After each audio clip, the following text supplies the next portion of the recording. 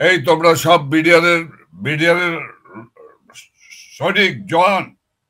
জি sir. আমার সেনাবাহিনীর অফিসাররা তাদের ফ্যামিলি কেমন আছে বলো।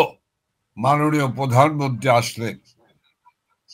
মাননীয় প্রধানমন্ত্রী এসে যখন আসলেন, প্রথমেই একটি কথা বলল, ওর ভিতরে একজন বেয়াদব, এই জায়গায় কোনো আর্মির লোক থাকতে পারবে না। আমাদের নেত্রী তাদেরকে বলল যে এই তোমরা বাইরে যাও। এখন তার নিরাপত্তার দায়িত্বে নিয়োজিত এসএসএফ, তারা তো বেরোবেই না তার প্রধানমন্ত্রীর নিরাপত্তার জন্য। যাই হোক, এমন একটি পরিস্থিতিতে প্রথম প্রশ্ন করলো, এই তোমরা সব বিডিআরের সঠিক জওয়ান? জি স্যার। আমার সেনাবাহিনীর অফিসাররা তাদের ফ্যামিলি কেমন আছে বলো। বলো স্যার ভালো আছে। একজন ডিএডি, ওর নাম তৌহিদ, সে উঠে বলল স্যার ভালো আছে, কোনো অসুবিধা হয়নি তো? না স্যার, কোনো অসুবিধা হয় না, তারা খুব ভালো আছে, তাদের ফ্যামিলি পরিবার পরিজন ভালো আছে। ভালো আছে স্যার। নানক ভাই, তিনি একটি হুমকি দিলেন। নানক ভাই একটুখানি আমি এখানে বলি, এই বৈঠকের আগেই তো আমরা জানি যে সেনা সদস্যদের হত্যা করা হয়ে গেছে, কারণ তারা বারবার ভেতর থেকে ফোন করছিলেন এবং তারা জানিয়েছিলেন যে অনেক কর্মকর্তাকে হত্যা করা হয়েছে, এমনকি মেজর শাকিলকে হত্যা করা হয়েছে, সেটাও তিনি বলছিলেন। দেখেন জানি। জি। এই হত্যাকাণ্ডটা সকালে তারা করে ফেলেছে। জি। দরবার হলে দরবার চলাকালীন সময় তো ঘটনা, কিন্তু বাইরে এটি কোনো প্রকাশ পায়নি। আর আপনি যেটা জানতে চেয়েছেন সেটি হলো কোনো গোয়েন্দা সংস্থাও কোনো ধরনের সঠিক রিপোর্ট দিতে পারে নাই। যাই হোক, আমি বলছি, তারপরে মাননীয় নেত্রী কথা বললেন তাদের সঙ্গে, তাদের কথা শুনলেন, ওই একই কথা তিনি বললেন আমি দেখব। তিনি বললেন পরিষ্কার যে যদি আমার সেনা কর্মকর্তাদের কোনো ক্ষতি না হয়, এই না হয়, তাহলে আমি তোমাদের দাবি দেওয়া মেনে নেব। তোমরা এখনই গিয়ে অস্ত্র সমর্পণ করো, অস্ত্র জমা দাও। আমি তোমাদেরকে, যদি কাউকে হত্যা না করো, যদি কারো ক্ষতি না করে থাকো, তাহলে আমি তোমাদেরকে প্রয়োজনে সাধারণ ক্ষমা দেব। তারপরে তাদেরকে নিয়ে আমরা পিলখানা কেটে দিয়ে আসতাম। আমি সেই বিশদে আর যেতে চাই না। এরপরে তারা আর অস্ত্র সমর্পণ করে না, আত্মসমর্পণ করে না। 26 তারিখ মাননীয় প্রধানমন্ত্রী শেখ হাসিনা দুপুরে যখন আস্তে আস্তে করে নিয়ন্ত্রণের বাইরে চলে যাচ্ছিল, তখন তিনি জাতির উদ্দেশ্যে একটি কঠিন, বিডিআরের উদ্দেশ্যে একটি কঠিন বার্তা দেন। বক্তব্যটি ছিল অত্যন্ত সংক্ষেপ, কিন্তু কঠিন বার্তা ছিল যে তোমরা এখনই যদি অস্ত্র সমর্পণ না করো, আত্মসমর্পণ না করো, তাহলে আমি 1 ঘন্টা সময় দিলাম, 1 ঘন্টার মধ্যে আক্রমণ করা হবে। এরপরই ওরা দেয়াল টপকিয়ে পালানো শুরু করলো এবং কেউ কেউ আত্মসমর্পণ করলো, অস্ত্র সমর্পণ করলো। আমি সুলতানুর রহমান, আমি এদিকে যাব না, আমি যে জায়গা থেকে আলোচনা শুরু করেছিলাম, এই যে 57 জন চৌকস সেনা কর্মকর্তাকে হত্যা করলো, আর ফজলুর রহমান কমিশন এইটাকে ট্যাগ লাগিয়ে দিল যে এই ষড়যন্ত্র আওয়ামী লীগ দলগতভাবে করেছে। এই ষড়যন্ত্রের সঙ্গে অমুক অমুক অমুক অমুক জড়িত ছিল। কি আশ্চর্য, মাসি পিসির গল্প শুনিয়ে দিল উনি সাংবাদিক সম্মেলনে। কেন, কিসের জন্য এই এই ফজলুর রহমান কমিশন গঠন করা হলো? নিশ্চয়ই আপনারা সাংবাদিক হিসেবে জানেন, মাননীয় প্রধানমন্ত্রী শেখ হাসিনা একটি কমিশন তৈরি করেছিল। আজকের স্বরাষ্ট্রমন্ত্রী লেফটেন্যান্ট জেনারেল জাহাঙ্গীর, তিনি ছিলেন সেই কমিশনের চেয়ারম্যান, এবং মাননীয় সেই কমিশন পুঙ্খানুপুঙ্খ তদন্ত করে রিপোর্ট দিয়েছেন। সেই রিপোর্টের ভিত্তিতে আসামি করা হয়েছে। সেই আসামিদের বিচার, প্রায় 850 জন মিডিয়ার জওয়ান আসামি ছিলেন এই হত্যাকাণ্ডের জন্য। সেই আসামিদেরকে বিচার করার জন্য একটি বিশেষ আদালত তৈরি করা হয়। সেই বিশেষ আদালতটি তৈরি করা হয়েছিল আলিয়া মাদ্রাসা প্রাঙ্গণে। সেই আলিয়া মাদ্রাসা প্রাঙ্গণে একজন সিনিয়র জাজকে এই বিচারিক আদালতের প্রধান করে এই বিচার কার্য হয়, এবং সেই বিচার কার্যে আমি মির্জা আজম সহ শত সহস্র সাক্ষী দেওয়া হয়েছে। 650 জন সাক্ষ্য দিয়েছে ওই বিচারিক আদালতে। আমি 4.5 ঘন্টা কাঠ করে দাঁড়িয়ে আমি বক্তব্য, আমার সাক্ষ্য নেওয়া হয়েছে। কিন্তু ইন্টারেস্টিং কোথায় জানেন? ইন্টারেস্টিং হলো এখানে একটি বিষয়, ওই যে বিডিআর পিলখানা হত্যাকাণ্ড এবং ওই যে বিডিআর এর লাল শালু পড়া মুখ ঢাকা মানুষগুলি উগ্র, গুলি ছাড়া করো, শুধু রাইফেল দিয়ে গুলি করে।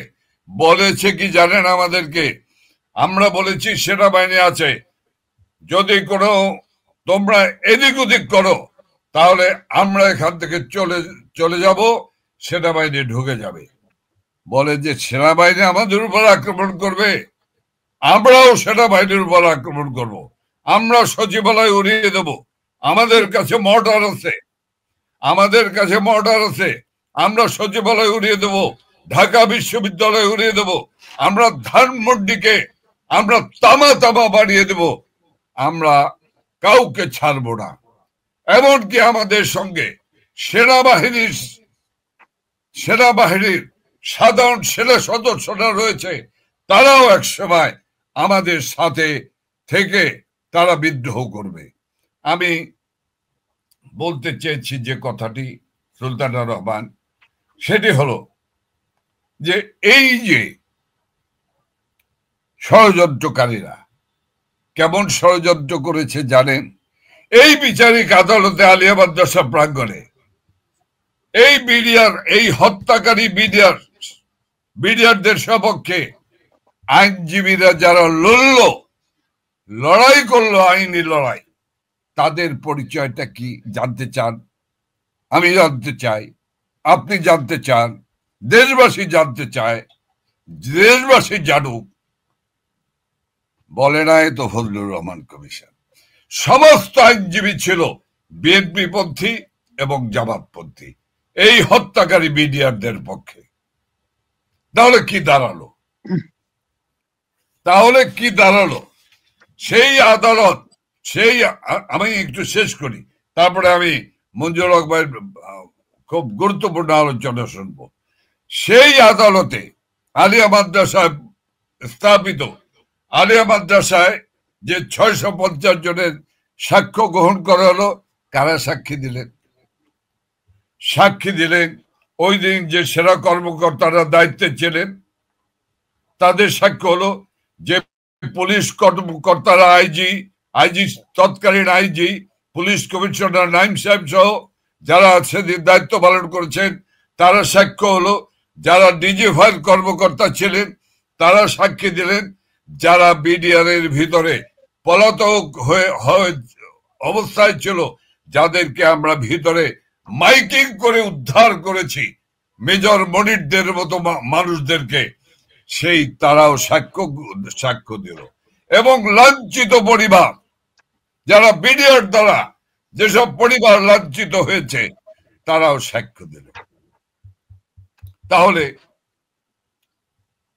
সেই তারা সাক্ষ্য দিল, সাক্ষ্য প্রমাণের পর এই হত্যাকারী 153 জনের ফাঁসি দিল। তারা ওই বিশেষ আদালত 163 জনের যাবজ্জীবন কারাদণ্ড দিল এবং বিভিন্ন মেয়াদে 260 জনকে সাজা দেওয়া হলো। সেই মামলাটি ঊর্ধ্বতন আদালতে গেল, অর্থাৎ হাইকোর্ট গেল। মাননীয় প্রধান বিচারপতি সবসময় বিশেষ যদি কোনো কোর্ট বেঞ্চ বসায়, তাহলে 2 জনকে নিয়ে বেঞ্চ বসায়। কিন্তু এটি অতি গুরুত্ব বিবেচনা করে 3 জনকে বিচারপতি শওকত হোসেন, মাননীয় বিচারপতি নজরুল ইসলাম তালুকদার, বিচারপতি আবু জাফর, এই 3 জনকে নিয়ে বেঞ্চ গঠন করে দিলেন। সেই বেঞ্চ দীর্ঘ সাক্ষ্য গ্রহণের পর কি করলেন? রায় দিলেন। কি রায় দিলেন? ওই যে বিশেষ আদালত 153 জনের সাক্ষী দিল, আর এই হাইকোর্ট সেটি সংশোধন করে 185 জনকে ফাঁসির রায় দিলেন। যে আদালত 163 জনের যাবজ্জীবন দিল, সর্বোচ্চ আদালত সেই যাবজ্জীবন 228 জনকে দিল এবং 283 জনকে বিভিন্ন মেয়াদে 283 জনকে বিভিন্ন মেয়াদে সাজা দিল এবং 282 জনকে খালাস প্রদান করলেন। এই মামলাটার ফেট কি, এখন কোথায়? এই মামলাটি এখন সুপ্রিম কোর্টের আপিল বিভাগে।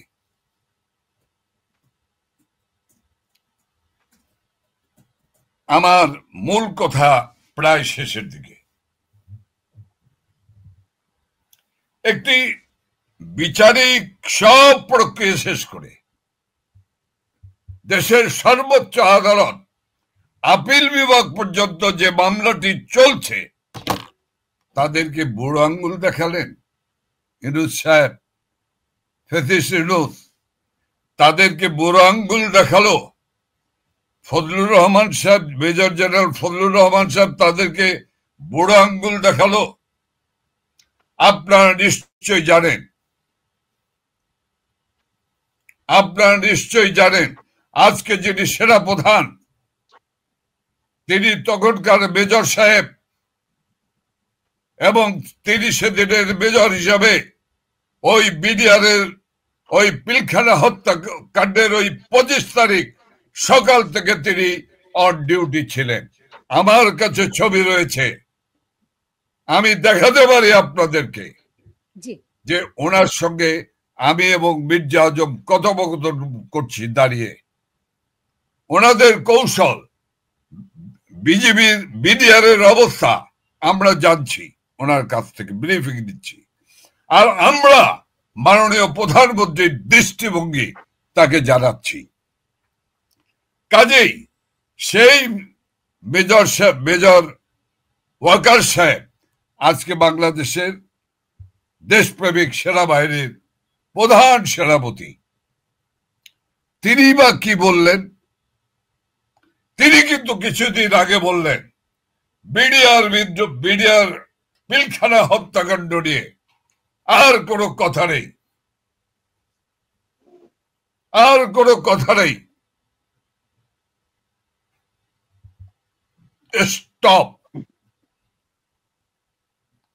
Stop and stop.